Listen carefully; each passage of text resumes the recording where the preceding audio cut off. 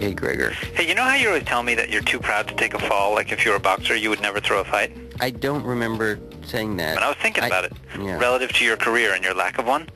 Listen, you know, I think you have this kind of Lobo solo idea, like you're just going to make it on your own. You're a lone wolf. I don't think of myself as a lone wolf. But I think you could get a shortcut to that deluxe apartment in the sky if you would join the Canadian show business mafia.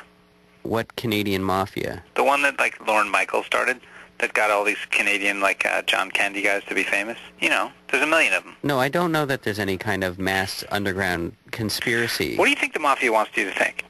Speaking as an American, I remember when these first Canadians came across the border, these show business Canadians, I got very defensive because I thought, hey, there's a lot of great talent in this country being America. And I thought, what are all these Canadians doing? And they just kept coming over one after another relentlessly, taking away jobs in comedy and show business from Americans. Oh, God. I'm talking about big guys. Like John Candy is not hard to miss. And he just came walking across the border just like in the broad daylight. Okay, Gregor, do you hear what this is making you sound like? Proud to be an American? No, you're sounding like one of those guys who are like, afraid to have illegal immigrants coming across the border. Hey, I'm not talking about building a fence along the southern border of the United States. I welcome Mexican comedians. Bring them on. Because I think so far there's been like two. Juan Valdez, who's not even really a comedian, he just sells coffee. No, he's not a comedian. And Jose Jimenez, who did that whole thing about, like, I'd like to be in America. That's from West Side Story. So you just proved my point. That doesn't prove anything. There's tons and tons of Mexicans, and very few are trying to take away jobs in the United States from the comedians. Now, Canadians, there's only, like, 11 million Canadians in the whole country of Canada, and yet there's like 500 comedians, movie stars, actors, famous people, and you know what they all have in common? With talent. They're talented. They're Canadian. It's just, we're a funny people. Yeah, Howie Mandel is really funny. You know why Howie Mandel's successful? Because he's Canadian. He signed a blood oath. The same one Lauren Elliott signed, the same one Mike Myers signed, all these guys, Jim Carrey. And so what do you think, that they meet in some kind of like underground chamber, like the Masons or something?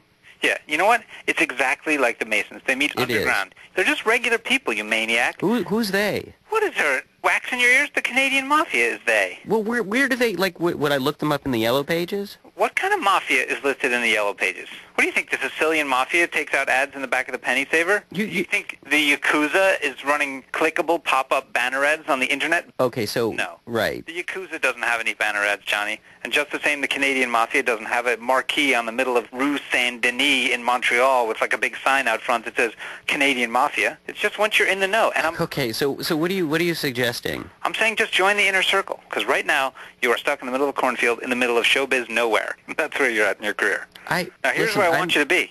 I want magazines every week to report, oh, he broke up, maybe he's pregnant, he's going to adopt a child from Africa, he's doing all kinds of things.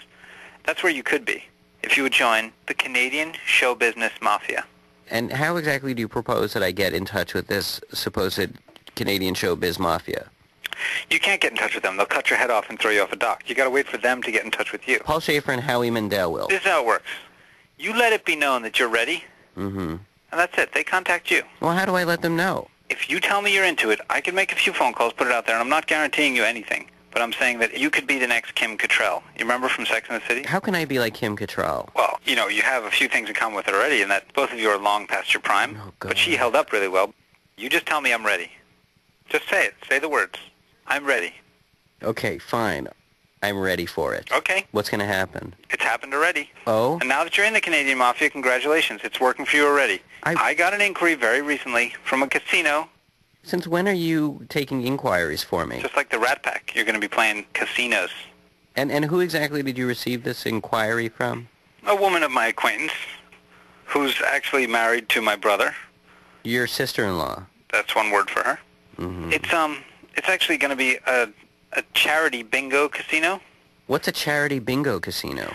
Well, you know, when schools try and raise money, they hold like a bingo thing, and they don't play with real money, but what you spend on chips, you give toward a donation toward the school. And so my nephew is in this school, and they needed someone to host it, and I said I would work my show business contacts and get you to do it, which, by the way, I did, because you just agreed to it.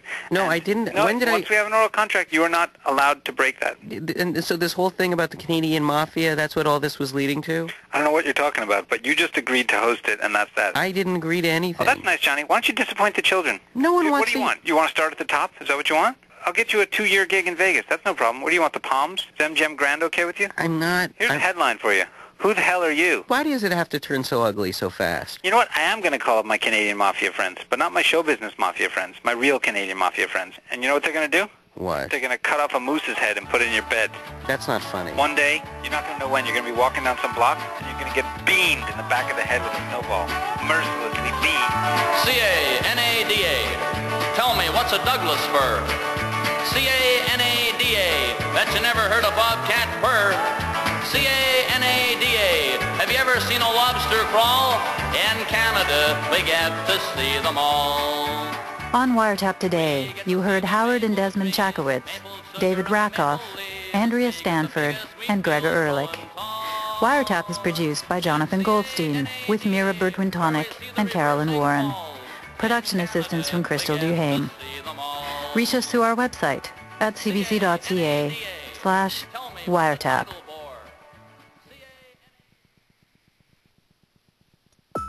You're listening to CBC Radio 1, 99.1 FM in Toronto. Canada lives here. It's a new too. Each weekday, Julie Nasrallah brings you Tempo, classical music to keep you company. We're going to have top recordings, new releases. We're going to reflect the amazing music scene in Canada by bringing live concerts directly to you. At work or at home, join Julie Nasrallah for Tempo. Weekdays from 10 to 3 on the new CBC Radio 2. Everywhere music takes you. On and the winner is Giovanni Pierluigi de Palestrina left a lasting impact on the Catholic Church. In half an hour, part 1 of the life and times of Giovanni Pierluigi de Palestrina, Choirs of Men and Angels. On and the winner is right after the news. This is CBC News. I'm Pep Philpott. The U.S. House of Representatives has approved a $14 billion bailout of the auto industry. It's only the first step, though. The measure still needs to be passed by the Senate, and Republicans there are promising stiff opposition. The legislation would provide the companies with loans to keep them in business over the next few months. It would also create a so-called car czar to oversee the money. That position would also be empowered to force the automakers into bankruptcy if they did not restructure their businesses to become viable. The big three automakers had originally asked for $34 billion in aid. Still in the U.S., the group that has the oversight of the $700 billion economic rescue package has issued its first report. It's calling for greater transparency on how the taxpayers' money is being spent.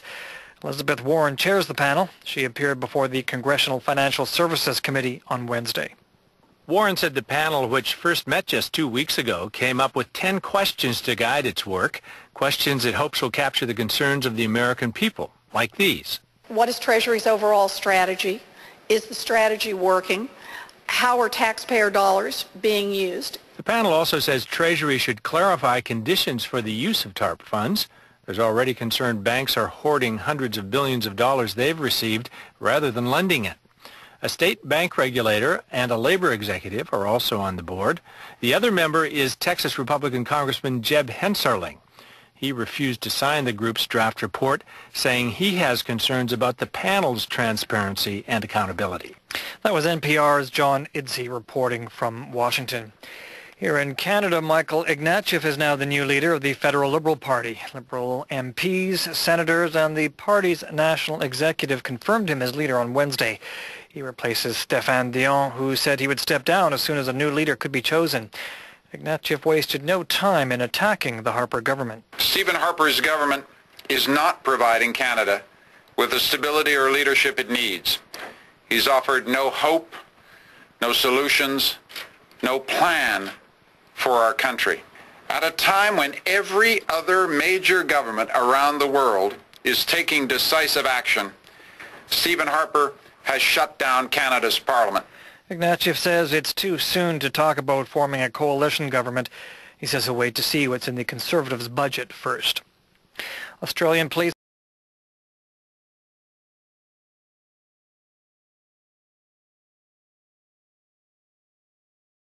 I'm 44 and I live with my mother, and you're breaking my heart.